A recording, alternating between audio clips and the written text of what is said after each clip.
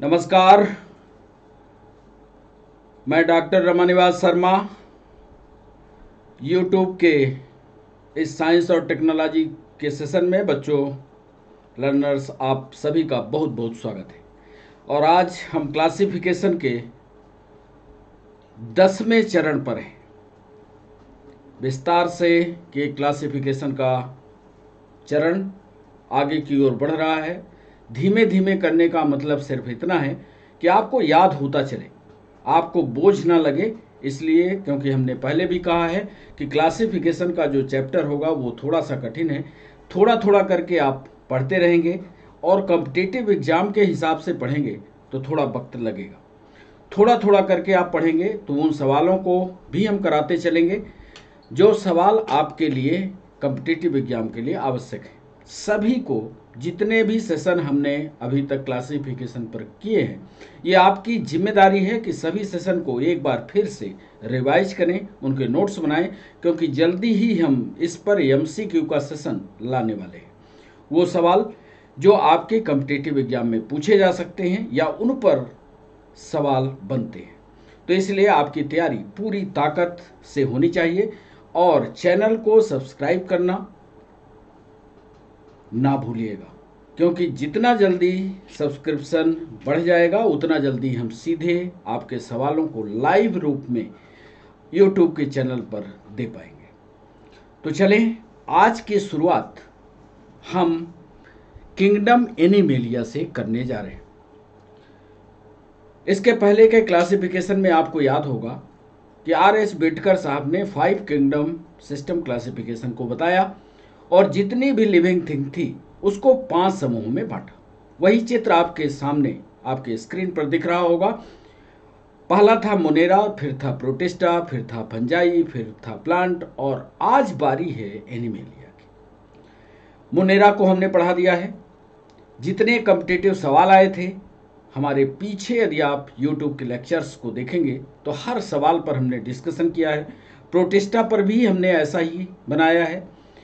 Fungi हमने एक एक करके टू द पॉइंट आपको पढ़ाया है, तो फंजाई पढ़िएगा। प्लांट्स के बारे में प्लांटी पर हमने एक विस्तार से 2 दिन 3 दिन का लेक्चर उस पर तैयार किया है, उसको पढ़िएगा।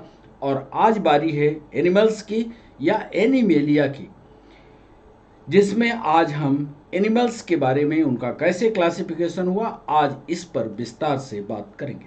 ध्यान ये भी है हमारा कि वो सवाल आज हम आपको बताएंगे जो आपके कॉम्पिटिटिव एग्जाम में, चाहे पीएससी हो, चाहे यूपीएससी हो, चाहे पीएनएसटी हो, चाहे एमपीएसआई हो, जितने भी वनडे एग्जाम हैं, सारे सवालों को हमने कोशिश की है कि इकट्ठा किया है, उनको भी आज आपको बताएंगे। सबसे बड़ी बात, एनिमेलिया के क्लासिफिकेशन में जो हम शुरुआत करना चाहते हैं, क्यों ज़रूरत पड़ी एनिमल्स की क्लासिफिकेशन की। पहले भी बता चुके हैं कि एनिमल्स की क्लासिफिकेशन की आवश्यकता सिर्फ इसलिए पड़ी क्योंकि इनकी संख्या ज़्यादा हो गई और ज़्यादा संख्या होने के कारण इनके क्लासिफिकेशन को करना पड़ा कि एक एनिमल को पढ़ लिया जाए, फिर सारे एनिमल पीछे वाले अपने आप पढ़े माने जाएंगे। तो सीधा शुरुआत, क्लासिफिकेशन ऑफ एनिमल्स या एनिमेलिया। आइए, यहाँ सबसे ऊपर आपके नोट्स बन रहे होंगे, हम ऐसा मान करके चल रहे हैं किंगडम, और आज बारी है एनिमेलिया की।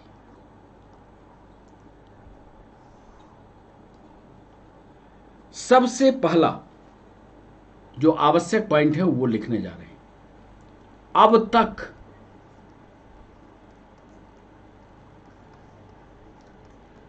लाखों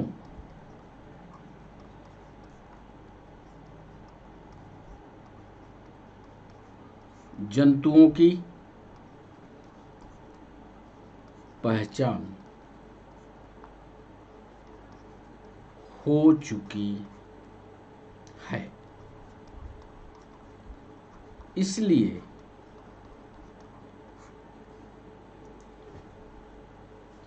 जंतुओं का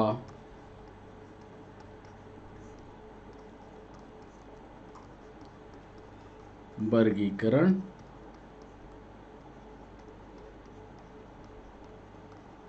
आवश्यक क्यों वर्गीकरण आवश्यक है, ये पहला पॉइंट हमने लिख दिया। दूसरा, एक सवाल जो ऑब्जेक्टिव में पूछा गया, हम भी आपसे पूछना चाहते हैं, हो सकता है कुछ बच्चों को इसकी जानकारी हो, पर ज़्यादातर हम ये मानकर चल रहे हैं कि ये नहीं होगी। जंतुओं के वर्गीकरण का आधार क्या था? क्या किसी बच्चे को पता है? क्या इसका उत्तर करना चाहोगे आप? अब यदि हम लाइव होते तो उन बच्चों से पूछते ये सवाल, पर हम सीधा इसका उत्तर आपको बताते हैं। बड़ा इंपॉर्टेंट है कि जंतुओं के वर्गीकरण का आधार क्या था।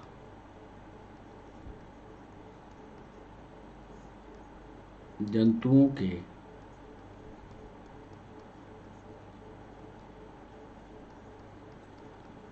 वर्गीकरण का आधार उनकी शारीरिक संरचना थी।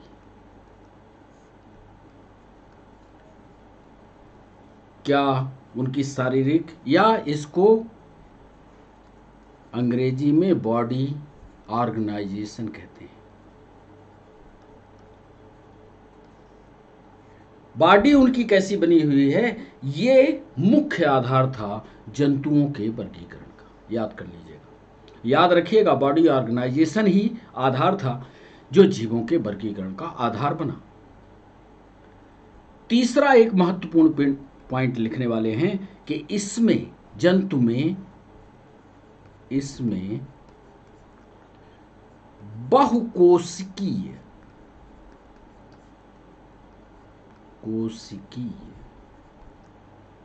जंतु। अब बहुकोशिकीय का मतलब है एक कोशिका से ज्यादा, मल्टी सेलुलर। अब आप कहोगे कि साहब इसमें अमीबा भी तो जंतु है, लेकिन अमीबा एक कोश की है, आपने यहाँ मल्टी सेलुलर लिख दिया। क्योंकि अमीबा को हमने प्रोटिस्टा में पढ़ा दिया है, हालांकि अभी उसका उदाहरण भी आपको यहाँ बताएंगे, पर अमीबा को हमने प्रोटिस्टा में एक कोशिकीय जीवों के या अकोशिकीय जीवों में पढ़ा दिया है।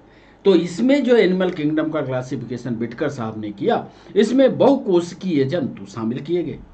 ये बहुकोशिकीय जंतुओं की विशेषता ये है कि ये परपोषी होते हैं। दूसरा उदाहरण, परपोषी, हेट्रोट्रॉफ्स इसको बोलते हैं, हेट्रोट्रॉफिक होते हैं। तीसरा ये भी बता दें कि उधर यदि आपको याद होगा प्रोकैरियोटिक संरचना बताए थे जब प्रोटिस्टा पढ़ा रहे थे, मुनेरा की बात कर रहे थे, मुनेरा याद रखिएगा। मुनेरा में हमने मुनेरा और प्रोटिस्टा में शामिल किया था अमीबा को, तो वहां पर हमने कोशिका कैसी बताई थी। यहां पर बता रहे हैं ये परपोषी होंगे, हेट्रोट्रॉफ होंगे और यूकैरियोटिक होंगे। ये सारे सवाल पूछे गए, मतलब ये कोशिका विकसित है, विकसित कोशिका है। और फिर एक सवाल,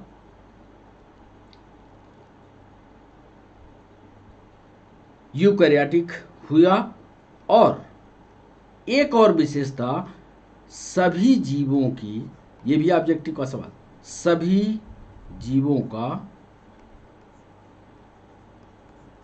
बॉडी ऑर्गेनाइजेशन, जो पहली बात में कहा बॉडी ऑर्गेनाइजेशन या शारीरिक संरचना, बॉडी ऑर्गेनाइजेशन अलग अलग था।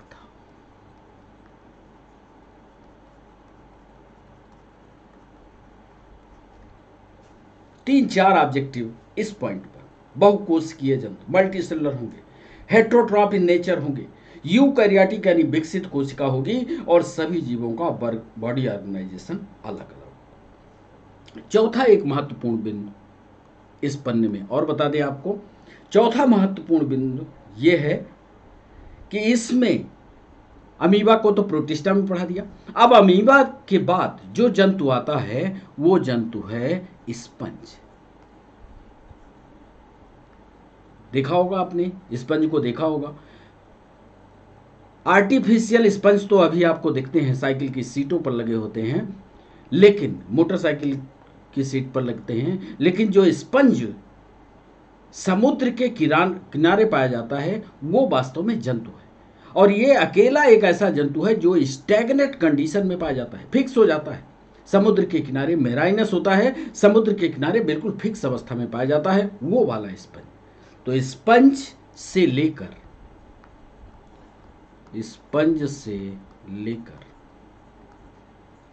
और जीव आप अपने आप तक याद रखिएगा, स्पंज से लेकर के मनुष्य तक,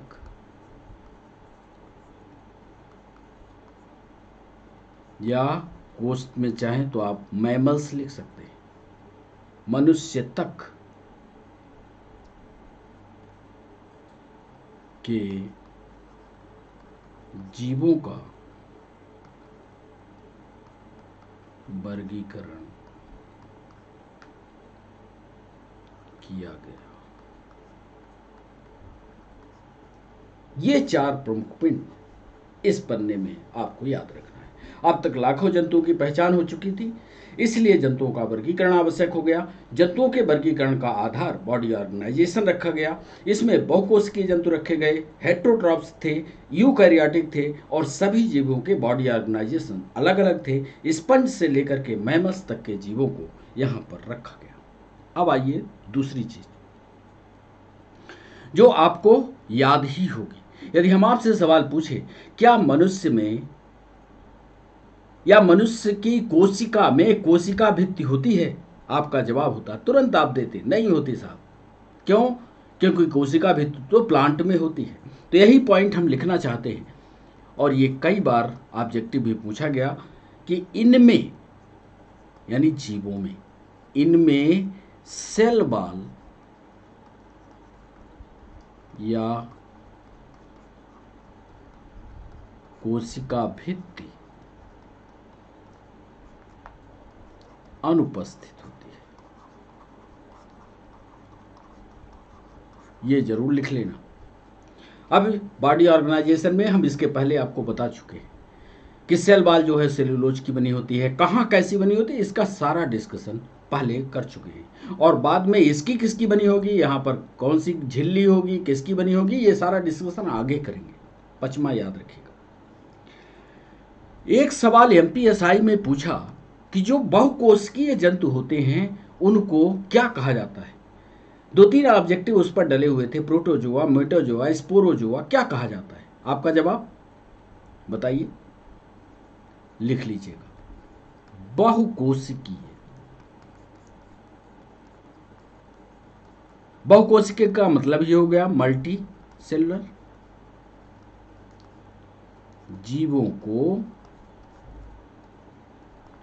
मेटाजोआ कहा जाता है।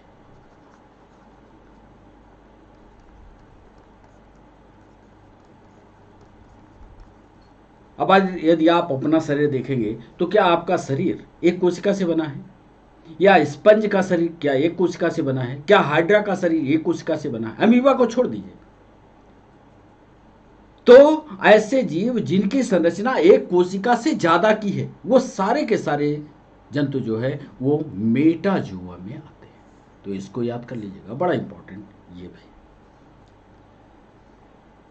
अब एक और महत्वपूर्ण, थोड़ा गहराई से यूपीएससी का सवाल, उसको भी हम यहीं आपको बता देना चाहते हैं कि जो जंतुओं का शरीर है या बॉडी का ऑर्गेनाइजेशन है वो 4 प्रकार का होता है।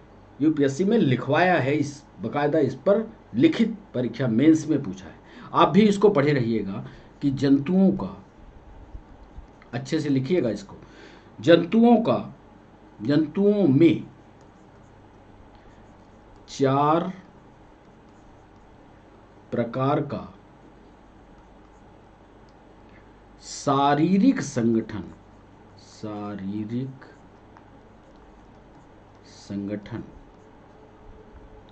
या अंग्रेजी में इसको कहोगे तो बॉडी ऑर्गेनाइजेशन पाया जाता है। यह जंतु की विशेषता है और इसी के आधार पर इसका वर्गीकरण भी हुआ है। लेकिन संगठन फिर उसके वर्गीकरण को भी और टुकड़ों में किया गया। लेकिन आपको बताना है कि जंतुओं में 4 प्रकार का बॉडी ऑर्गेनाइजेशन या शारीरिक संगठन पाया जाता है। अब पूछोगे आप पहला कौन सा, तो पहला जो क्लासिफिकेशन हुआ या बॉडी संगठन के आधार पर बांटा गया वो था जीव द्रव्य संगठन। हो सकता है आपने इसको ना पढ़ा हो, जीव द्रव्य संगठन, या इसको अंग्रेजी में कहते हैं प्रोटोप्लाज्मिक ऑर्गेनाइजेशन।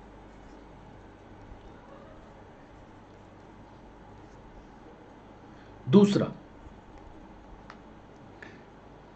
कोशिकीय संगठन,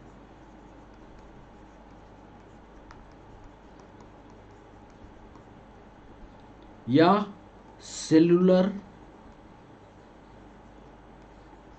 ऑर्गेनाइजेशन। और तीसरा है ऊतकीय संगठन,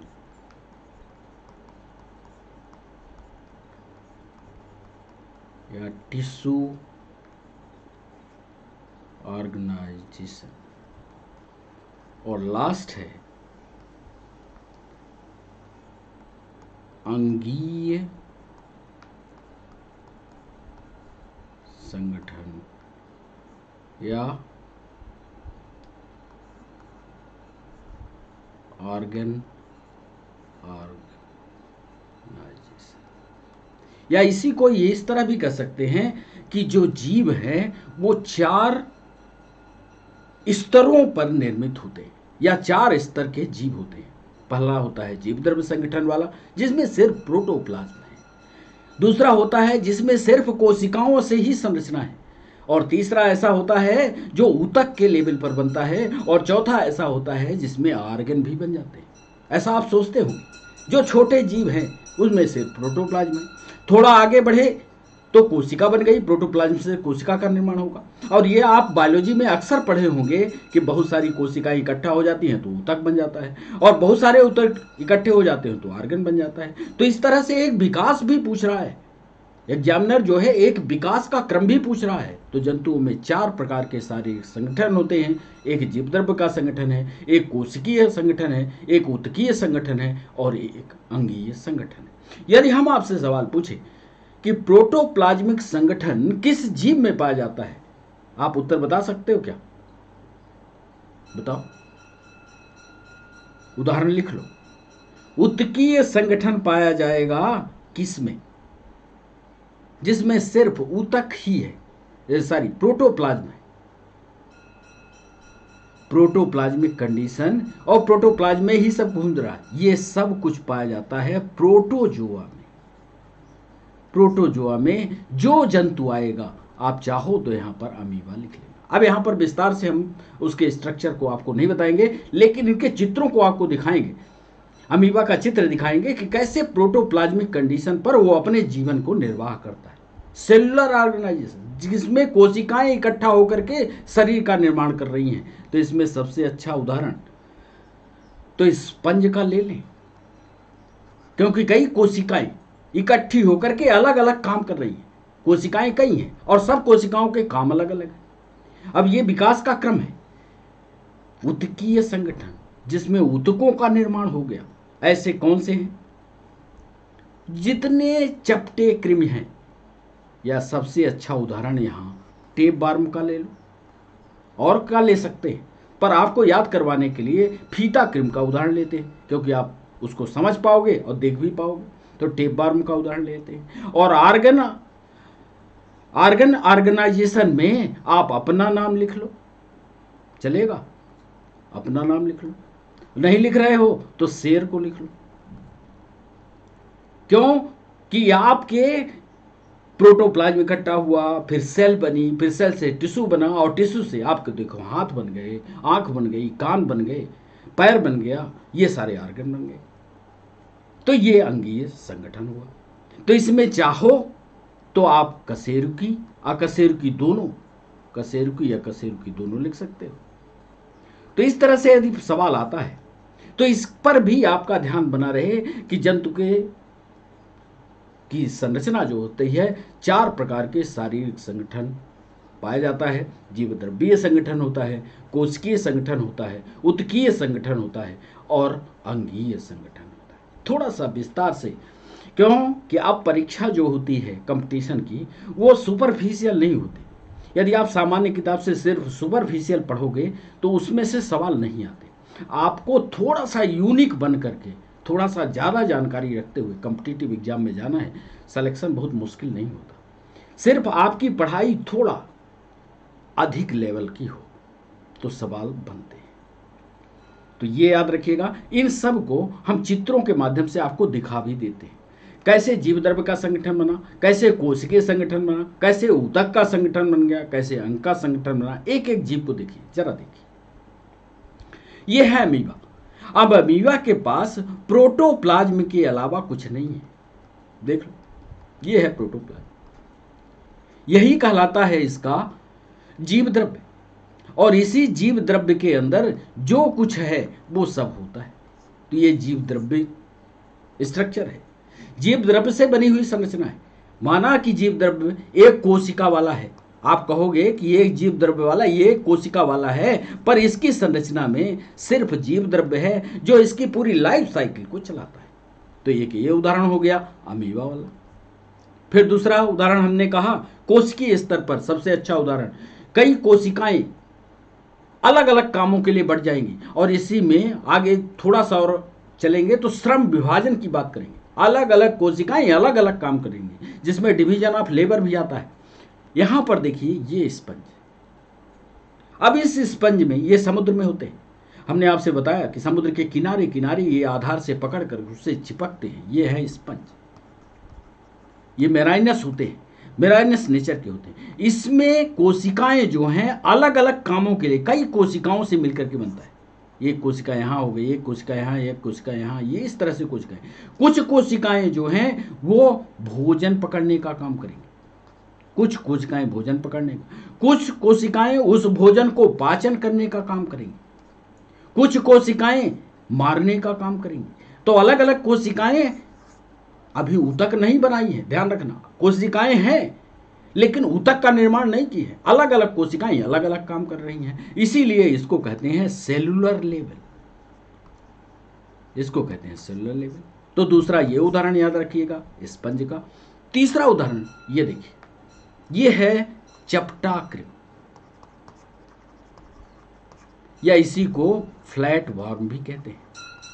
ये फ्लैट वार्म, अब इसमें उतना विशेषीकृत अंग तो नहीं मिलेगा जैसे हम लोगों में मिलता है। अलग से आ जाए किडनी आ जाए, अलग से इसका लीवर आ जाए, अलग से इसकी आंखें बन जाए, ऐसे तो कोई संरचना नहीं मिलेगी। ये फ्लैट वार्म है, ये परजीवी के रूप में, परजीवी के रूप में जीवन जीता है, जीवन जीता है। तो जब परजीवी की अवस्था में होगा और मनुष्य की आंतों में पाया जाता है फ्लैट वार्म, आपको याद होगा। तो ये बताइए इस परजीवी के लिए क्या आंख की जरूरत होगी? आंख चाहिए क्या इसको? आपका उत्तर होगा नहीं, नहीं चाहिए। तो फिर इसके लिए एडाप्टेशन क्या चाहिए? एडाप्टेशन ये चाहिए कि ये साफ चपटा होना चाहिए, धीरे धीरे उसमें चिपका रहे। इसके पास और क्या होना चाहिए? हुक होने चाहिए। ये देखो हुक लगाया ताकि वो इंटेस्टाइन की दीवार में ऐसे ठोक दे, कील जैसा ठोक करके चिपक जाए। तो ऐसी संरचनाएं सिर्फ टिश्यू लेवल को दिखाती है। इस पर आगे जब क्लासिफिकेशन के चैप्टर पर चलेंगे और इस फाइलम में पहुंचेंगे तो और विशेष बातें आपको बताएंगे। तो ये है फ्लैट बार, और इसके बाद ये है मनुष्य।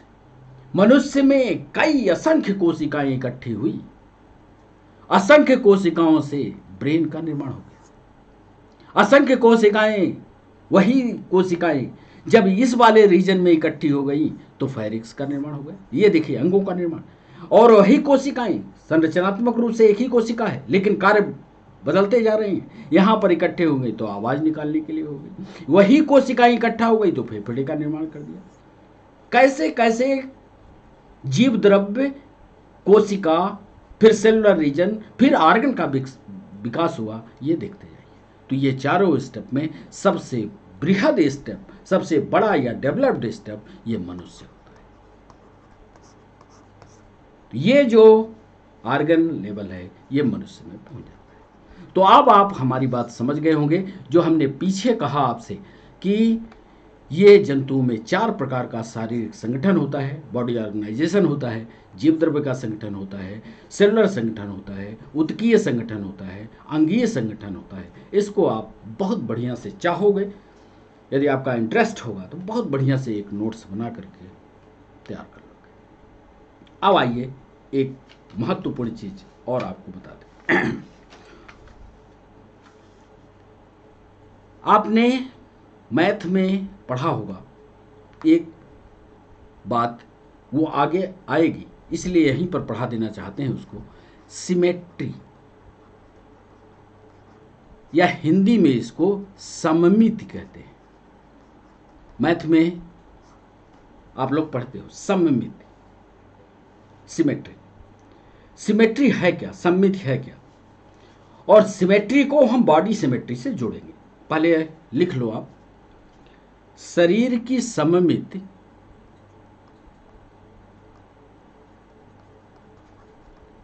शरीर की सममिति या सिमेट्री, शरीर की सममिति या बॉडी सिमेट्री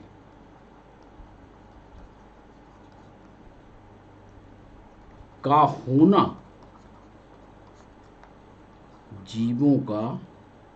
जीवों या जंतुओं का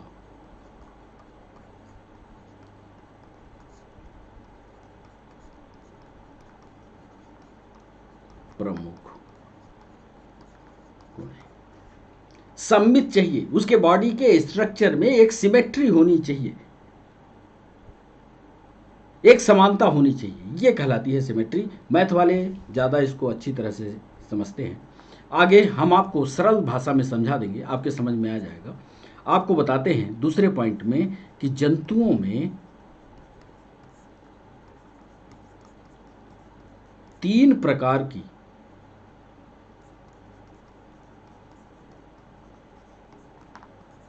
सिमेट्री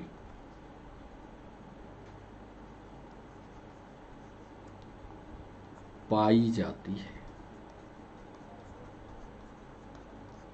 चलिए, पहली तो ये सिमेट्री है जिसको कहते हैं असमिमित, या इसको अंग्रेजी में कहते हैं एसिमेट्री। मतलब ऐसा जीव हो जिसमें कोई भी किसी भी आधार से, किसी भी किनारे से यदि उसके टुकड़े आप करो तो कोई उसका टुकड़ा बराबर ना हो, असमित। दूसरा, आरीय सम्मित, आरीय सम्मित, या अंग्रेजी में इसको कहते हैं रेडियल सिमेट्री। ये शब्द आएंगे जब हम लोग क्लासिफिकेशन के एक एक लाइन को पढ़ेंगे तो हम सीधा कहेंगे साहब इसमें ये सिमेट्री पाई जाती है, इसमें रेडियल सिमेट्री पाई जाती है।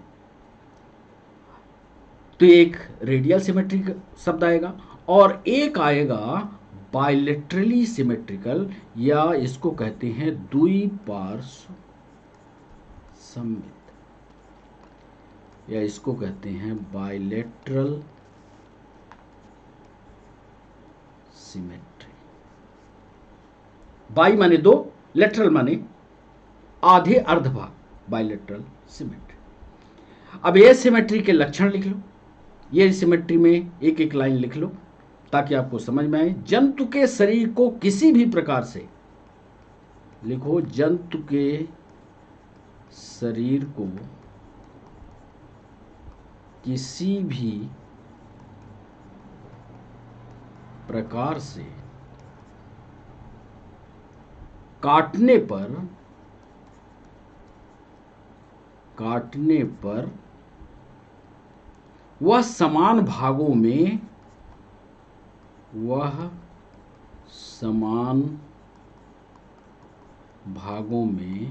नहीं बंटता। ऐसा जंतु हो जाए कि कहीं से भी आप काटो उसके 2 बराबर भाग या किसी भी प्रकार से समानता भागों में ना दिखे, ऐसा जंतु बता दो आप, ऐसा जंतु कौन सा हो सकता है? वैसे हमने उदाहरण लाया है, अभी आप बताओ उदाहरण। उदाहरण अमीबा हो सकता है। चलिए, एक को तो आपने बता दिया। दूसरा, रेडियल सिमेट्री किसको कहोगे? आर्यस सममित किसको कहते हैं? रेडियाई वाला मामला है। रेडियाई को त्रिज्या बोलते हैं। त्रिज्या कैसे? त्रिज्या कैसे? ये एक सेंटर हो तो यहां केंद्र से लेकर के परिधि के बीच की दूरी ये जो है तो आर कहलाती है। अब ऐसी कोई कटाई की जाए किसी जंतु को, कोई सेंटर से ऐसे ऐसे करके काटा जाए, ऐसे बराबर भाग कर हो जाए, तो उसको रेडियल सिमेट्री में रखेंगे। तो यहां पर लिख लेते हैं रेडियल सिमेट्री इन जीवों को, दूसरा इन जीवों को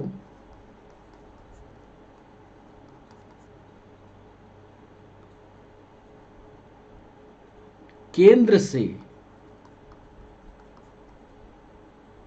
केंद्र मतलब यहां से, केंद्र से काटकर दो बराबर भाग किए जा सकते हैं। कर सकते हैं कि नहीं? अरे सेंटर से इसके दो बराबर भाग हो सकते हैं कि नहीं? हो सकते हैं। इसका उदाहरण हम रख देते हैं। स्टारफिश देखे हो? ये अभी हम आगे आपको पढ़ाएंगे। स्टारफिश इकाइनोडर्मेटा में आता है स्टारफिश, अभी आपको दिखाएंगे भी स्टारफिश इसका उदाहरण। और तीसरा जो सबसे महत्वपूर्ण है वो है बाइलेटरली, बाइलेटरली सिमेट्रिकल।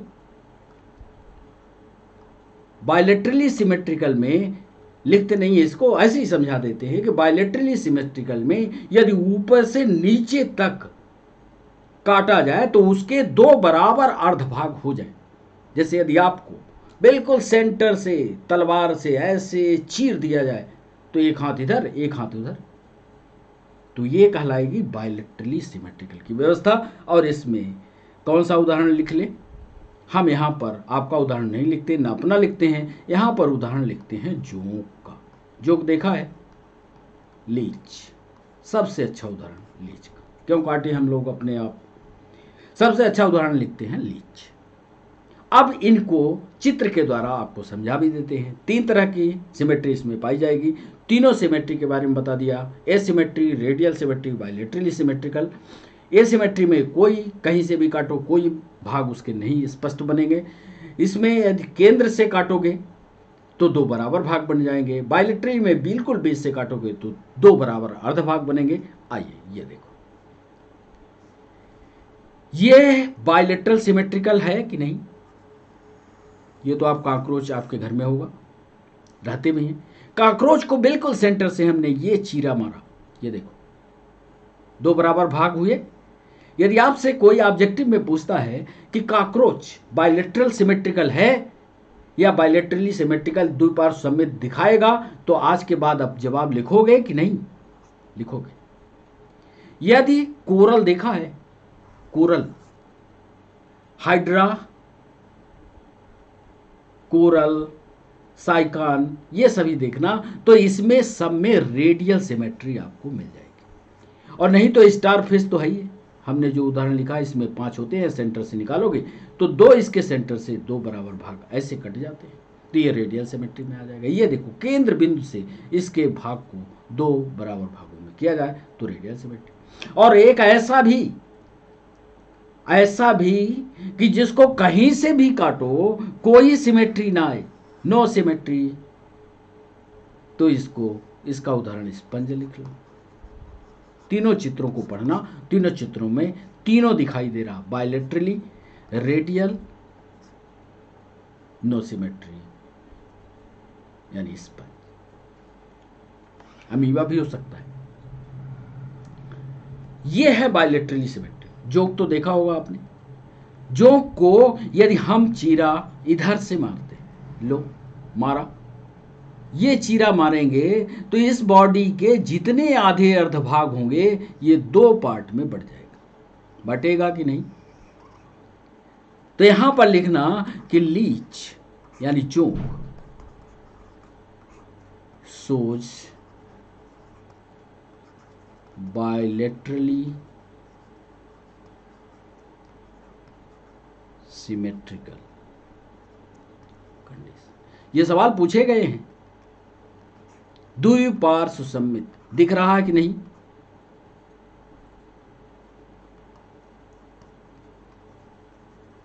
और यदि नहीं समझ में आएगा, ये बात नहीं समझ में आ रही है, तो ठीक 6 बजे ये क्लास लाइव होती है। उस लाइव पीरियड में हम जुड़े होते हैं। यदि आप लाइव पीरियड में हमसे मिलोगे और कमेंट बॉक्स में आप कमेंट करोगे तो हम सारे प्रश्नों का जवाब देंगे।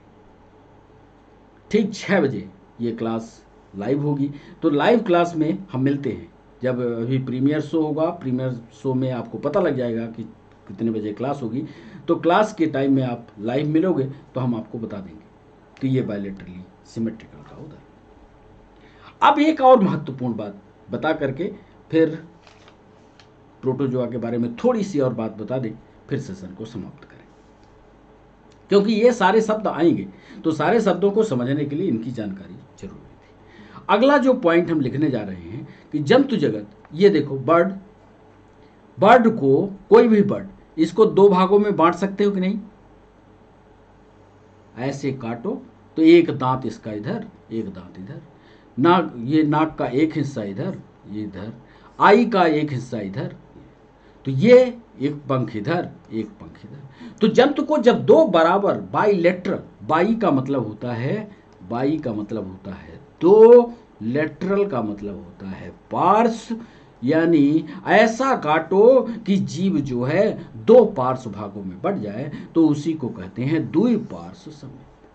बहुत सरल है, पढ़ने की कोशिश करो। बायलेटरल सिमेट्रिकल में ये भी चित्र काम आ जाएगा।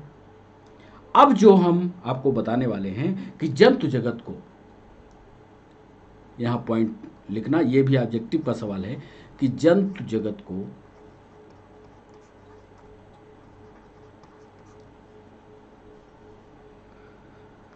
दो सब किंगडम में, जंतु जगत को, पूरे एनिमल किंगडम को 2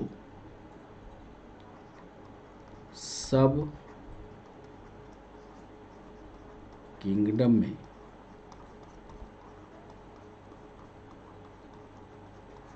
बांटा गया। इसमें से एक था प्रोटोजुआ,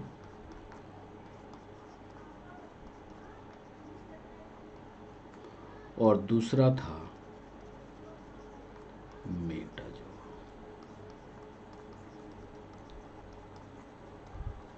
ये याद कर लेना। एनिमेलिया किंगडम को 2 सब किंगडम में बांटा गया। एक को कहा प्रोटोजुआ और दूसरे को कहा मेटाजुआ। प्रोटोजुआ को याद करना हमने कहां पढ़ा दिया है? इसको प्रोटिस्टा में पढ़ा दिया है। याद आया? क्योंकि वहीं पर हमने अमीबा, पैरामीशियम को पढ़ाया है। लेकिन थोड़ी सी जो ऑब्जेक्टिव पूछे गए हैं, उन ऑब्जेक्टिव को एक बार रिवाइज करते हैं और देखते हैं क्या वो सवाल आपसे बनते हैं। एक सवाल उसने पूछा कि प्रोटोजुआ में किस प्रकार के जीव रखे गए। देखिएगा, आप याद करिएगा, क्या आपको याद है? हम लिखते जाते हैं प्रोटोजुआ में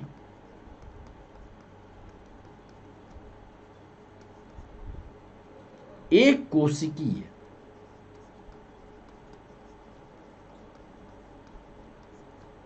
या यूनिसेलर,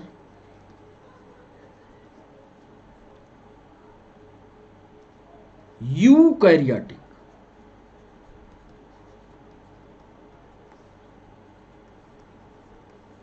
जीव।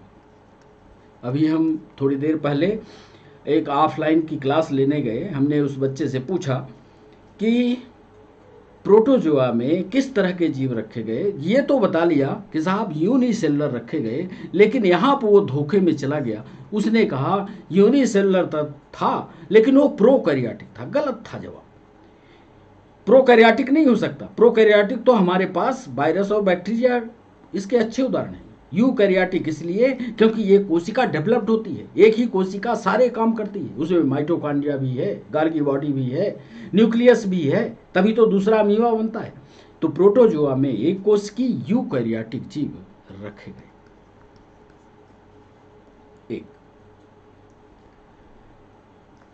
ये इसमें यह बताइए कि इसके जीव जो होते हैं प्रोटोजोआ के, वो अधिकांशतया हेट्रोट्रॉप्स होते हैं कि ऑटोट्रॉप होते हैं। यहां भी आप लिखोगे कि प्रोटोजोआ के,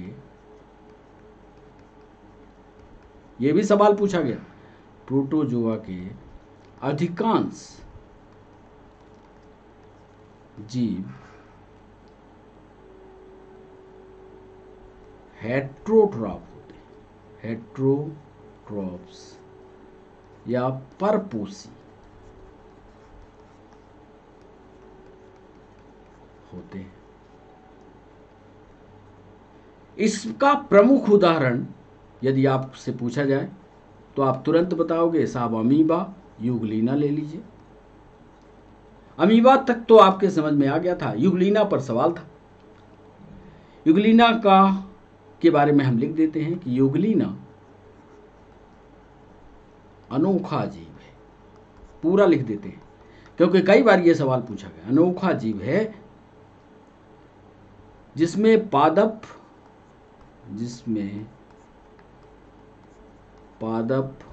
और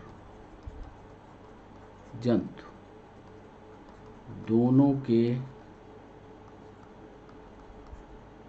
गुण पाए जाते हैं। इससे एक सवाल ये भी हमने पूछा था ऑफलाइन में आज की क्लास में, इससे ऐसे जंतु का नाम बताइए जिसे ग्रीन प्रोटोजोआ कहा जाता है आपके पास उत्तर? इससे ग्रीन प्रोटोजोआ कहा जाता है। फिर एक सवाल हमने पूछा, वही सवाल आपसे पूछ रहे, इसमें चलने के लिए, लोकोमोशन के लिए क्या पाए जाते हैं?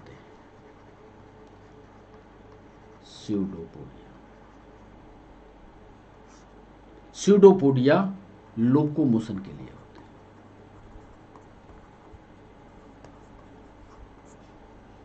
चलने के लिए स्यूडोपोडिया होते हैं। एक सवाल और पूछा कि प्रोटोजोआ में भोजन पचाने के लिए कौन सा अंग पाया जाता है आपके पास जवाब? यहां लिख लेते हैं कि प्रोटोजोआ में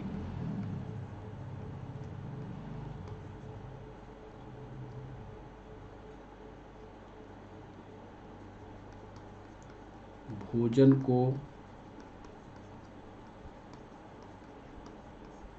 पचाने के लिए एक विशेष रचना पाई जाती है जिसे रिक्तिका कहते हैं। रिक्तिका या अंग्रेजी में बैकवोल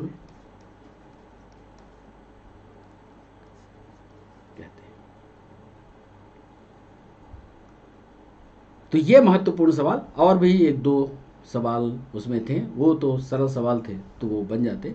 तो ये प्रोटोजोआ से जुड़े हुए सवाल याद कर लीजिएगा। तो जंतु जगत को दो सब किंगडम में बांटा गया, प्रोटोजोआ, मेटोजोआ। प्रोटोजोआ को ऑलरेडी प्रोटिस्टा में, जिसमें अमीबा इसका उदाहरण था, कि प्रोटोजोआ में यूनिसेलुलर और यूकैरियोटिक जीव रखे गए। प्रोटोजोआ में अधिकांश जीव हेट्रोट्रॉप्स थे। इसका उदाहरण अमीबा और यूग्लिना था। यूग्लिना अनोखा जीव है जिसमें पादप और जंतु दोनों के बीच की कड़ी भी माना जाता है। इसे ग्रीन प्रोटोजोआ के नाम से जाने जाते हैं। अच्छा, इसकी एक कहानी और है यूग्लिना की। यह दिन के समय जब सूर्य का प्रकाश होता है तो सोया पड़ा रहता है सूर्य के प्रकाश में। वो क्या कर रहा होता है? प्रकाश संश्लेषण की प्रक्रिया करता है, खाना बना रहा होता है, और जैसे ही रात होती है शिकार पर निकल जाता है। तो इसमें स्यूडोपोडिया लोकोमोशन के लिए पाए जाते हैं। एक विशेष अंग और जो होता है, जो खाना पचाने के लिए या भोजन को संरक्षित करने के लिए होता है, वो वैक्यूल कहलाता है। अब जैसा कि हमने आपको बताया कि एनिमेलिया जो किंगडम है वो दो भागों में पढ़ा जाएगा। एक को कहा जाएगा प्रोटोजोआ, दूसरे को कहा जाएगा मेटोजोआ। तो प्रोटोजोआ को हम लोगों ने कहाँ पढ़ लिया है, सब इस किंगडम को प्रोटिस्टा में। तो यहाँ पर इसको पढ़ने की ज़रूरत नहीं होगी।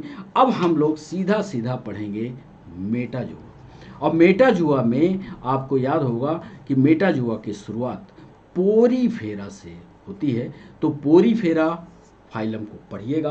पोरीफेरा फाइलम से पढ़ाई की शुरुआत अगले नेक्स्ट वीडियो में हम लोग करेंगे। और नेक्स्ट वीडियो पोरीफेरा से शुरू करते हुए और फिर आगे की क्लास पर जाएंगे। आपको बताना है कैसा लगा आज का लेक्चर। सब्सक्राइब करना मत भूलिएगा। लाइव आने की कोशिश करिए। लाइव में जब आप हमसे जुड़ेंगे तो सवाल आप पूछ पाएंगे और उसका जवाब हम दे पाएंगे। सब्सक्राइब करिए। लाइव मिलिए ठीक 6 बजे। तब तक के लिए बच्चों नमस्कार।